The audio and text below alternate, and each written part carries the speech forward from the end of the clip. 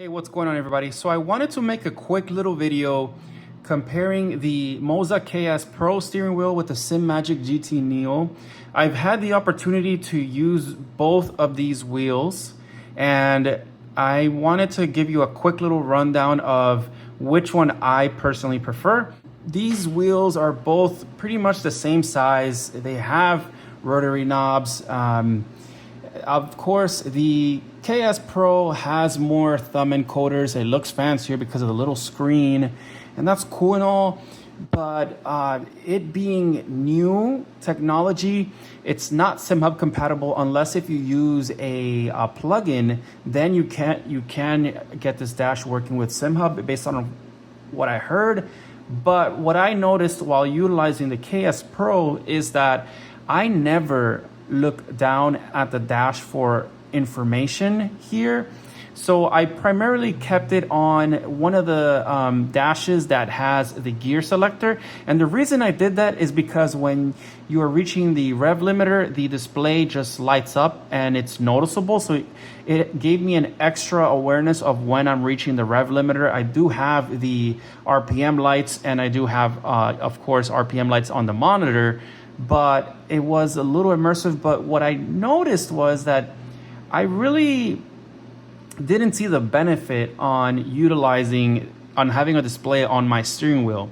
So currently the Moza KS Pro steering wheel is going for $329, and at the time of this recording the Simagic GT Neo is on sale for $239, and I believe that the usual price is $259 or $269 approximately. I am returning the KS Pro and I'm sticking with the GT Neo.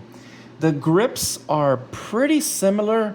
What I read online, it says that the Simagic's grip is thicker, but I would say the KS Pro's grip is slightly thicker. It's more round, whereas this one feels like it's a slightly sharper feel. So your hand probably is going to hurt more with the Simagic. So if you like using gloves and you had to use one of these two, I would say you would stick to the Simagic. But honestly, even if my hands start hurting with this one, I would just wear gloves and I'd be fine.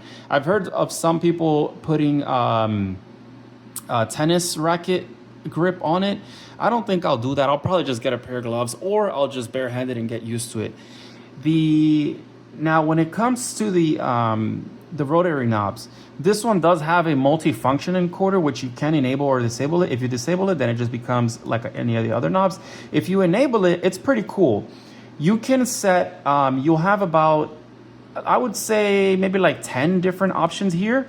The thing is that it allows you to customize custom buttons for this. So if you go to one page, then this is its own keybind. Then if you go here, it can be like volume. So you can do like voice chat and the spotter volume. And then you can go to traction control. Then this can be traction control 1, traction control 2, etc. And you can customize it however you want. And then you can also set it so that when you switch the tabs, it'll show you what's set to the left one and what's set to the right one. And you can either use the top thumb encoders or the bottom thumb encoders, not both. So I had it on the bottom ones. So what I primarily used it for was traction control, TC1, TC2, and then I had a volume page, which was like down here, which was voice chat on iRacing, and then spotter volume. And then I think I had one for force feedback, and then I had one for like my view settings, so I can raise the height and adjust the POV, the FOV. But honestly, one thing I don't like about the KS Pro is that the multi-thumb encoder knob thing has pre-printed labels. So that kind of ruined the immersion for me because I wanted to customize what I wanted to use these for. So like I had diff set to things that had nothing to do with diff. So I think the next generation of the KS Pro, they should not label it the multi-thumb encoder. They should just leave it empty, or allow you to set labels that show up, like custom here, or allow you to somehow, just have it blank and put it as numbers or something, honestly. But yeah, I mean, when it comes to the thumb encoders, I'm not that picky. All these reviewers, they say all these things that this one has this many newton meters of force when you turn it. Who cares? They both feel fine. These switches here, multi-position. They also have a click and they rotate. This one also has a multi-position and it clicks, and it's very good. One thing I noticed with the KS Pro, and it might just be my actual unit, the bottom thumb encoders, whenever I was adjusting like brake bias, or if I was using this one, look right there, it gets stuck. It's a quality control issue for sure, because I can see, and I just noticed right now, it's not even. There's a slight, it's kind of bent one way, so sometimes I would struggle to turn it. You see like there, and it's very distracting while racing. So I didn't like the quality control of that. And honestly, I am a big Moza fan, but honestly, I might be just going over to Simagic for the steering wheel. I have a SimCube wheelbase, but when it comes to these two wheels, I'm gonna stick with the GT Neo. Now, when it comes to the paddle shifters, they're both really quiet. Honestly, sometimes I just go like this. You literally can't hear anything. The clutch as well, very, very smooth. And you can, you can adjust the position ever so slightly on the Moza, like very little. So you can increase the leverage or reduce it so that it's heavier or lighter. But as you can see, it's like very minimal, right? Now, when it comes to the Simagic, you can also adjust the distance, but you have more distance to play with. So if you wanted to get it further closer to you or further in, you have more flexibility when it comes to that. And the travel, look at the travel on the clutch pedal. Look. That's the travel on the clutch lever on the Moza. Now check out the travel on the Simagic. Much more travel. Very, very nice. Now the Moza software is nice when it comes to the LEDs and things like that. Simagic also has their own proprietary software, but they have the benefit that you can use SimHub to adjust your lights. So that's going to come in handy because you can program things. And then I forgot to mention with the dash, there are some preset keybinds that you can do, such as hold this button here and then press down and it switches the pages for you on the dash. But the thing is that there's like 10 dashes that it comes with.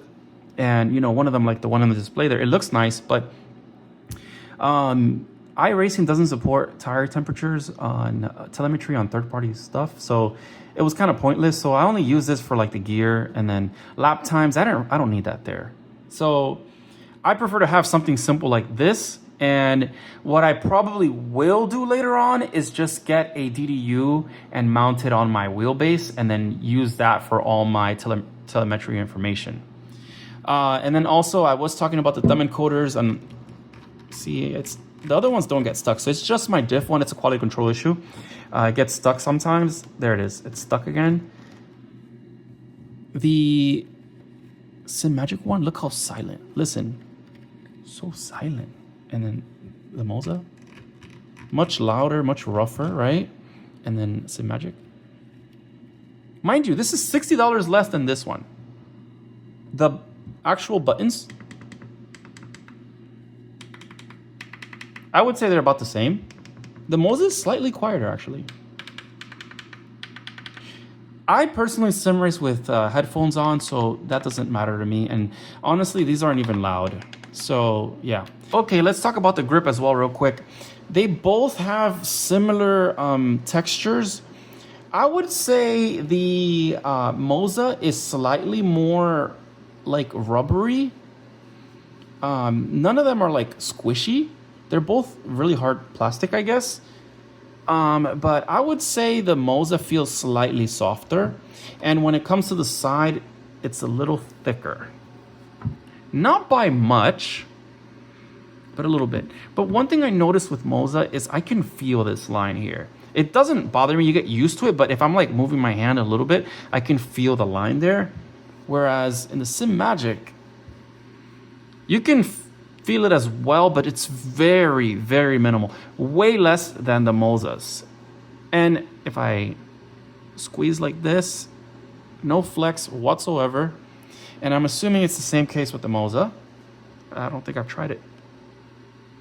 No flex. I mean, I heard a little bit, but never mind. No flex. That was just my wrist cracking. Yeah, they're both really good quality steering wheels for the beginner to mid-range, even pro driver. Both of these steering wheels are really good. You know, Moza is adapting and getting some really cool gear, but I'm gonna go ahead and just stick with the Simagic, because Simagic is also coming up with these cool new equipment as well, but like the Zeus line. But I don't need to invest that far right now in the sim racing journey when it comes to a steering wheel. Both of these would get the job done. I just personally happen to prefer the Simagic. Hopefully this video helps out, and hopefully it helps you, decide which wheel you want to go with. They're both great wheels, but I'm gonna go ahead and stick with the Simagic. That's all I've got. Thank you so much for watching, and take care.